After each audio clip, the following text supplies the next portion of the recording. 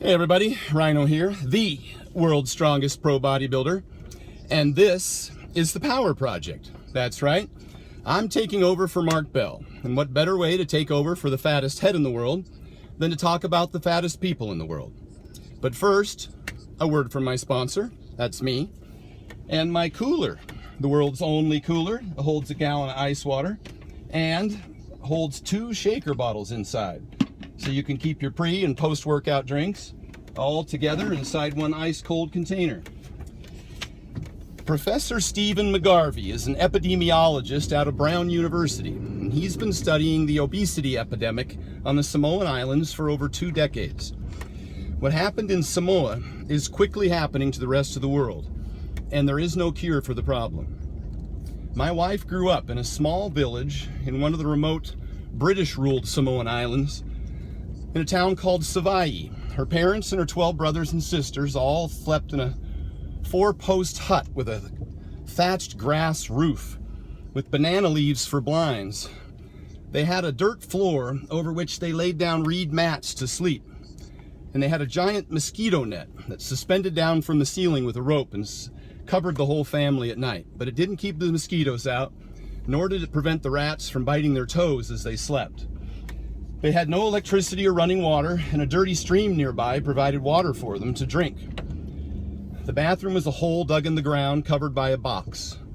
They raised all their own food, animals like pigs, chickens, and goats, a garden where they planted taro root and vegetables, trees with coconut and pineapple, and an ocean for fishing and harvesting seafood. They would wake up each morning and tend to their chores, feeding the animals and shoveling poop, picking weeds from the gardens, and then walk to school and come home to do the same. The oldest sister left school in the 3rd grade to stay home and care for the younger children and help with the land. Although they grew their own food, they had very little to eat because the food was also their only income. When food is your only resource, you ration consumption, so you can sell those goods at the market. Food was a commodity. They didn't eat it for pleasure. They ate just enough to survive. Samoa had a vibrant marketplace where the families from the villages who had spent their days and weeks growing, fishing, and raising food would take it to the market to sell to be able to afford other necessities to live. Now, when I visited the marketplaces in the city of Apia in western Samoa, it was not uncommon to see 4 generations of family working together displaying and selling their goods. Very little was imported to the remote areas of the islands at that time. It was just too expensive for them to buy. Doctors' visits were rare, and the trip to the nearest city was long and too expensive to travel. Conditions were far from sanitary. The kids growing up endured routine bug bites, scratches, and stomach problems from the bacteria in the water. Apparently, it was normal for the kids to poop worms. Having said all of that, there was no obesity in their family, or amongst the neighboring villages. The community ate the food they raised and farmed: fish, eggs, chicken, goat's milk, vegetables, and fruit.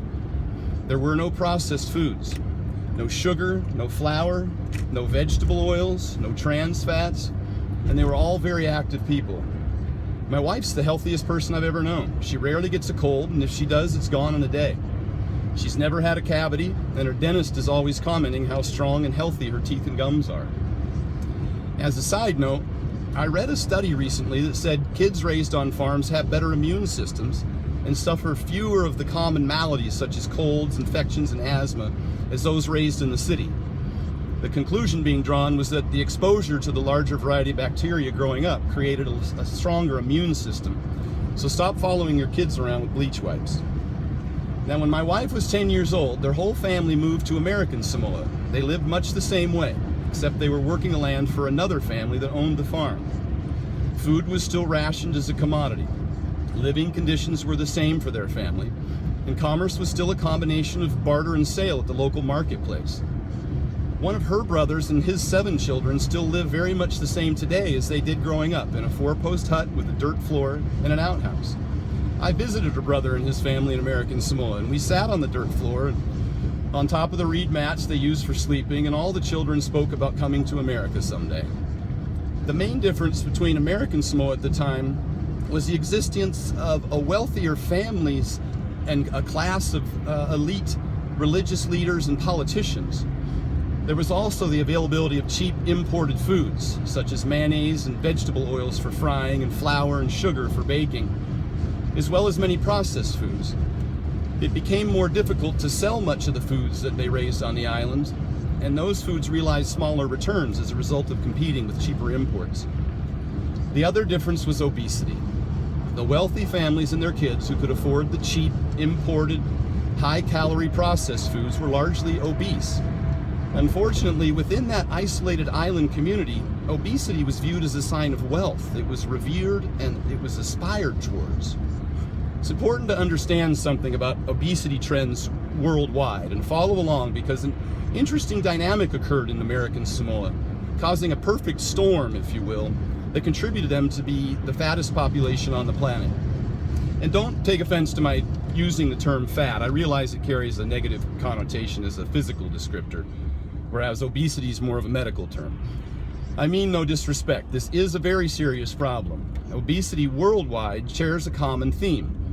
Wealthier countries have a higher incidence of obesity, which is generally agreed to be the result of greater access to more affordable, calorie-dense foods, coupled with a sedentary lifestyle. Now, within a single wealthy country, such as the United States, another dynamic exists whereby poor people have a higher percentage of obesity as a group than wealthier people. And this is largely attributed to education level. College graduates tend to earn more, and they also tend to pay more attention to diet and exercise, and have better access to health care. American Samoa was different. Much of the wealthy class in Samoa were not knowledgeable about obesity-related diseases, and being fat was a sign of wealth. Their obesity rates therefore skyrocketed. Since American Samoa was still a poor country, the poor people did not have the same problem with obesity because they didn't have access to the cheap, high-calorie foods, and they had to work harder every day to create the sustenance needed to eat and sell. Now that is until food stamps were introduced to the island. Now this is one thing that wasn't mentioned in the Brown University article that I feel really poured fuel on the obesity epidemic of the poor people in American Samoa. And it accelerated them ahead of the British-ruled Isle of Western Samoa, where food stamps didn't exist. Almost overnight, the poor people of American Samoa went from being food poor to being food rich. The already diminishing marketplace was already essentially wiped out with the introduction of those cheap foods and the food stamps. Locally grown food ceased to have any value because it couldn't be sold. I'm not making any political assertions here, and I'm not opposed to food stamps. I think they serve a very necessary purpose in our society for families and children that have fallen on hard times. And to be honest, I'd rather see 1 million obese people than one hungry child. Now, there's also plenty of studies performed in the United States showing comparable obesity rates between food stamp recipients and non-recipients in the same poor community. But I am saying we should pay attention to the necessary education needed within that vulnerable community. Now, my wife's family suffered the same fate as the rest of the island's poor. They no longer farmed, they became more sedentary, and their father rapidly became obese and ultimately died from complications of diabetes. American Samoa is still a poor and isolated community, but they do have plenty of cheap, high-calorie imported foods. One of the few two-story buildings on the island is McDonald's, which is open 24 hours and it's always busy. That little walk down memory lane is certainly interesting, but what do we do about it? What do we do to slow this runaway obesity epidemic? What the people of Samoa have taught us is something we already know. When you eat more and move less, you will increase the incidence of obesity and obesity-related diseases. And the only way to solve that problem is to move more and eat less. Now, while the diet and exercise industry argues about all sorts of irrelevant matters, we're leaving behind the people that need the help the most. If we're not confusing them with complicated diet programs and demonizing entire food groups, or creating phantom food disorders, then we're hurting them with over-aggressive, injury-prone exercise programs or ineffective quick-fix isolation exercises promising 10-minute results. Or we're providing them false hope with fake claims about superfoods and supplements, or harming them with prescription medications that simply mask the symptoms and don't address the real cause of the problem. I think you set people up for failure when you overcomplicate the process. I think you set people up for failure when you don't acknowledge the priorities and spend too much time confusing them with details. I think you set people up for failure when you try and change too many of their habits and behaviors in too drastic a fashion, or when you ask them to do things they absolutely hate doing or eat things they hate eating. So does an effective solution even exist? We can't rely on our government to help us out of this mess. They're the ones that gave us the trans fats disaster. They're the ones that gave us sugar-laden, non-fat chocolate milk in schools and called ketchup a vegetable. We can't turn to self-serving politicians who grandstand for their own benefit. They're all attorneys and Ivy League elitists, and their solution to every problem is more laws, more taxes, more layers of bureaucracy, and more condescending "we know what's best for you" speeches while they drink, smoke, overeat, and don't exercise. Their ilk only ever has two ideas: prohibition and taxation. Prohibition has never worked. Filled with alcohol, filled with drugs, and it will never work with food. Food restrictions like downsizing big gulps or taxing sodas, albeit presumably well-meaning, is condescending, ineffective, and unproductive. Mexico already tried this through taxation on soda, and it had no effect on the obesity problem in Mexico. They just replaced one sugar drink with another. Taxation is just a money grab, disguised as a health initiative, yet another attempt to extort money from companies to put into the government coffers and create more bureaucracy while doing nothing to impact the actual problem. And I don't think these companies are without blame. I think they're producing garbage. But those are the freedoms that we afford ourselves as Americans, to make our own choices and buy the products that we like, and the companies respond by providing the products that we buy. Besides, what we're finding out over time is that it's less and less about what we eat and more about how much we eat that's of primary importance. I'm sure everyone's heard of the Super Size Me movie, where a filmmaker ate 5,000 calories a day at McDonald's and didn't exercise, and he gained 27 pounds in a month and got sick. Shocker. But fewer people know about the teacher in Iowa who ate at McDonald's every day for 90 days, but restricted his daily intake to just 2,000 calories and walked for 45 minutes a day. He lost 37 pounds and improved his cholesterol and blood sugars. A similar experiment by a nutrition professor at Kansas State provided equally positive results from a diet of mainly processed foods eaten at 7-Eleven. Now, you can get fat eating anything. Even the Mediterranean diet can make you fat if you eat too much cheese and nuts and never exercise. It's about how much you eat, first and foremost. I'd never recommend a McDonald's or 7-Eleven diet, but I'd be negligent not to recognize that compliance and calories are more important than food quality. Besides, if you attempt to legislate things like soda consumption, where do you stop? Fruit juices are loaded with sugar, and skim milk has more sugar than a peanut butter cup. And is it just sugar? What about calories in general? The culprits are everywhere. Eating the beef ribs at Cheesecake Factory will cost you 2,500 calories, and bacon and waffles breakfast is 2,000 calories. Are you going to legislate those choices off the menu? And what about Dunkin' Donuts and Krispy Kreme? Should we close down every bakery and outlaw every deep fryer until everyone's eating government-authorized and produced Soylent Green? I'm all for it, except for the inconvenient Orwellian utopia aspect to the whole thing. How about the vegetable oil industry? The deep fat fryers full of canola oil in every fast food place in the country. That's the real poison that's killing us. But who am I, and who is the government, to mandate what you can and cannot eat, whether you have a weight problem or not? The idea that you can legislate behavior, particularly consumption of food, is a red herring. The real problem is education, and any time spent legislating big gulps and supersized meals is time not spent focusing on the real problem. Besides, doesn't it seem hypocritical to attempt to implement legislation to restrict the size of sodas, but not intercede in the food choices of the most vulnerable population that depends on food stamps? As a nation, we used to do that. When I was 12 years old, I worked at 7-Eleven, and there used to be restrictions that attempted to prevent food stamp users from buying unhealthy foods such as sugar cereals, candy, and soda.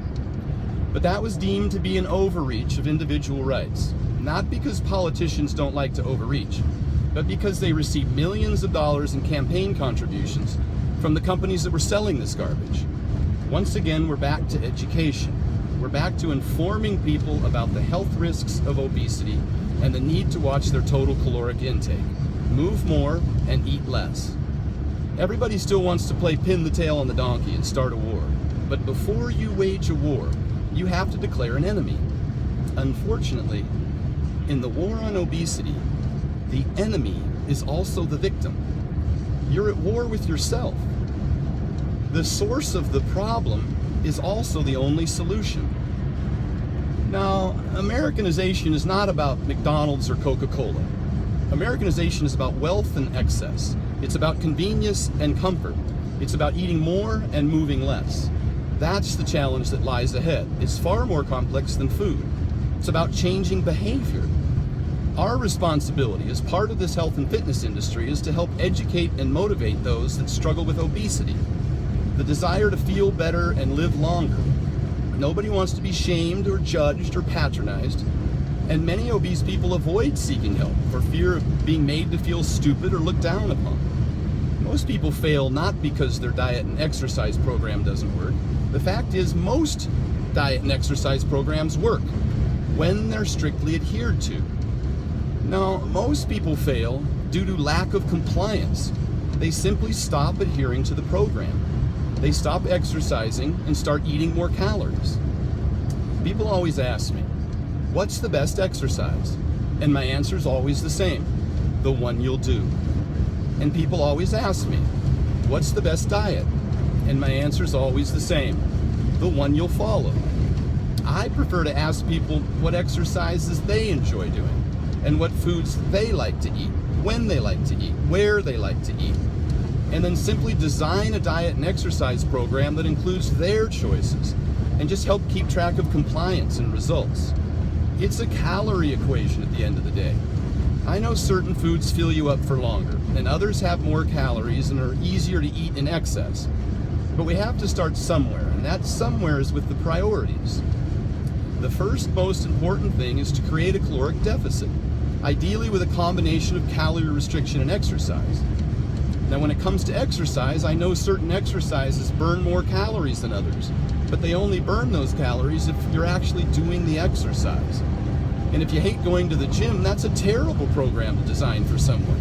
Just because you and I enjoy lifting weights doesn't mean everyone does. You have to find the kinds of exercises that they will do consistently, which will lead to long-term results.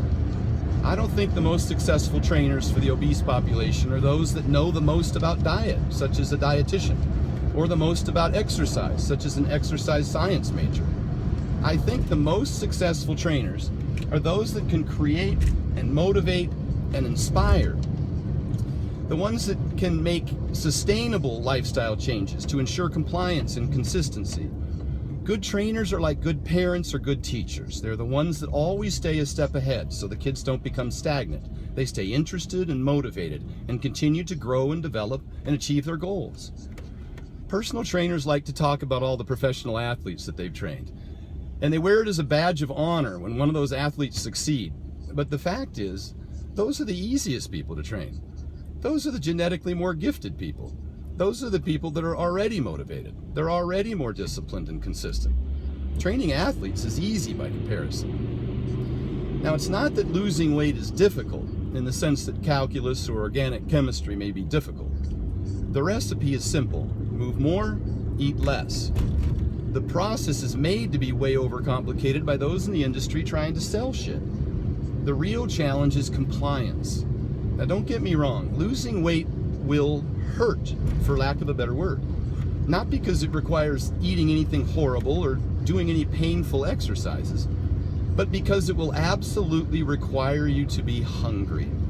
And hunger for most people is painful. I call it hangry. Your body makes it that way on purpose. Anytime you want to lose weight, you have to maintain a calorie deficit. And when you do that, your body thinks you're starving. And it will make you uncomfortably hungry, and it will fight you every step of the way, even by reducing the number of calories that you burn. Changing bad habits is hard. Greg Nuckols talked about this recently. Bad habits make you feel good right away, like eating lots of delicious food. So we do it over and over again. Short-term gain, long-term pain. Good habits require short-term pain for long-term gain, such as battling hunger or forcing yourself to exercise when you get home from work, when all you want to do is take a nap. And people eat too much for any number of reasons, the most challenging of which are emotional and mental. People exercise too little for a number of reasons. One might be a sedentary job, such as a long-haul truck driver.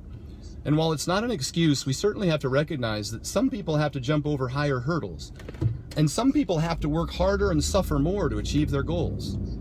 People shouldn't get frustrated when they fail. That's the reality of the problem. Even those that succeed will fail many times along the way. Now, I know there's a lot of strong opinions about The Biggest Loser and the recent research about the contestants gaining their weight back. I know people are frustrated with the over-aggressive training and the starvation diet. I know they're concerned with the fact that studies show these people had a decrease in their metabolism that still hasn't rebounded even after they've gained all the weight back. The real takeaway, without diving into a position on the specifics, is that there are no short-term solutions, and there is no finish line. It has to be a sustainable lifestyle, not a short-term goal. It wasn't just how hard they trained or how little they ate. The bigger problem is that it was unsustainable. Nobody can starve themselves that much for that long or train that hard all the time. There has to be a method by which people can move more and eat less that's consistent with a balanced lifestyle that includes work, family, and fun. It's also important to point out that these people competing on The Biggest Loser are not the average American. These people have a much more difficult time. It's easier for them to gain weight, it's harder for them to lose weight. Just because you can lose weight pretty easily doesn't mean everyone can. Much the same way not everyone who lifts weights is going to be Phil Heath, no matter how hard they work. Many obese people do have to work much harder to maintain a healthy body weight. They do have to eat less and exercise more consistently for longer periods of time. So their struggle is not your struggle. What's easy for you may not be easy to others. What you can do in 2 weeks might take others 2 months or 2 years. The solution remains the same. Eat less, move more. But their success will require a lifelong commitment. Now, Brown University is already trying to address the obesity epidemic in Samoa with the only method that actually works: education. They've sent caseworkers into many communities on the island to work with families there, educating them about nutrition, diabetes, and heart disease. And they've been realizing success with the program. Samoans are a big people with even bigger hearts. They come together as a community to celebrate. They are an island nation, one giant family. They're my family, my wife, my own children. They shouldn't suffer from obesity, diabetes, and heart disease. They should live long and prosperous lives. They would help anyone in need, and they deserve our help. The same is true here in America, where our families and friends are suffering from obesity and deserve help. As a community of health professionals, we need to stop confusing people. Stop blaming and shaming people. Stop stealing from them. Stop selling them quick fixes and false hopes. Stop with all the pills, powders, and potions. Stop with the prescriptions. Stop hurting and start helping. Well, that's my rant, and as always, thanks for listening.